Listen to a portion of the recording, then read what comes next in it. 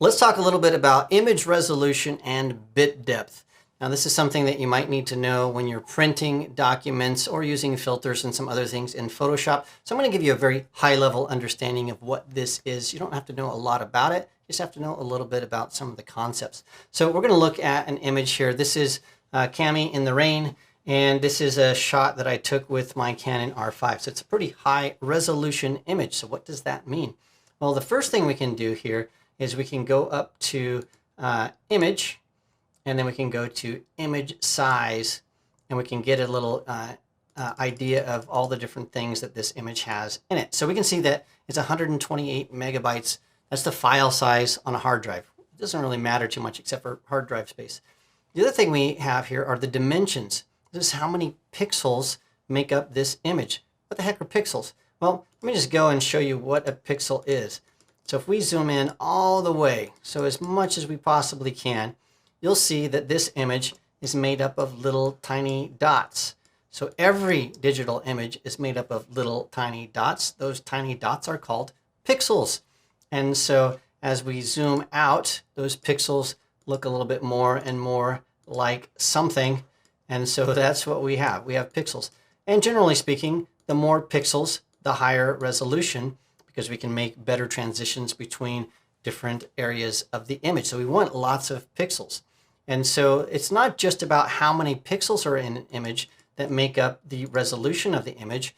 Resolution, as the name implies, is how do those pixels resolve themselves. And so once we go back here again to image size, you'll see something here. So we know how many pixels that we have in this image. And so we've got thousands of pixels wide, thousands of pixels high. But what we want to know is this, resolution. How many pixels per inch, or how many pixels per centimeter, or how many pixels per inch on a screen, or dots per inch, sometimes it's referred to. And so what that means is when you print an image and you have, let's say 1 pixel per inch, well, that image is going to just have one block. It's not going to look like much. If you have 2 pixels per inch, you have 2 blocks. The more pixels per inch, the more detail you can have in an image.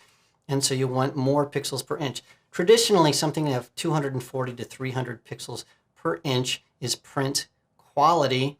And for a screen, normally you would have maybe 72 or 96 pixels per inch on a screen. But that's really determined by your monitor and how it does all of its pixels.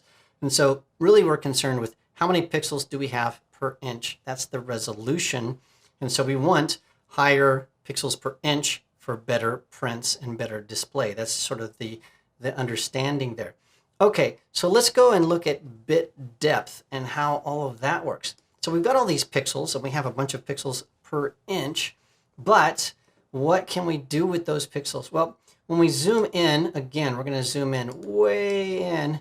So we're going to zoom in up here on all these different areas of blue. So the background, notice that there are dark blue and light blue, and there's all kinds of different blues here, and they transition into this sort of lighter gray. And so the bit depth is how many levels of color do we have per pixel? How much color information is available per pixel? And so to illustrate this, let's go and look up here at image, and then we have mode. We have 8 bits per channel, 16 bits per channel, and 32 bits per channel. Then we have index color and grayscale. So the more bits you have per channel, the more color information. Let's go all the way down to a grayscale image, and we're going to discard some color information, and then we're going to go all the way down to bitmap, and then we're going to flatten layers. Yes. Okay. So what this does, this is bit depth of just one, basically. So we have black or white. That's it. We don't have any color information. And we go all the way in. So we'll go up here to Cami's face. We're going to go all the way in. You can see that we either have black or white. Nothing else. No shades of gray, nothing in between. So this is the lowest bit depth possible. If we go up one, so let me go up one here to grayscale.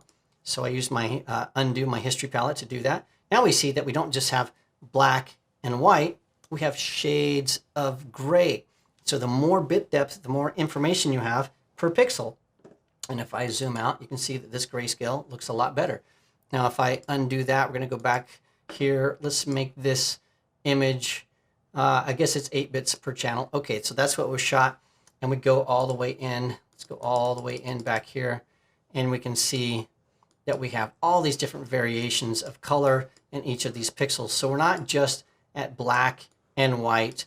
We're at different colors and then different shades of each of those colors and the different luminosity levels. And so the bottom line is when you're looking at image resolution and bit depth, you want the largest file size, the most pixels that you can get. That is determined by your camera that you're using or the scanner that you're using. And then you want the most pixels per inch. Again, generally that's determined by the equipment that you're using to capture your image. And the highest bit depth, so you have the most color. Again, that's usually determined by the equipment that you're using capturing those images.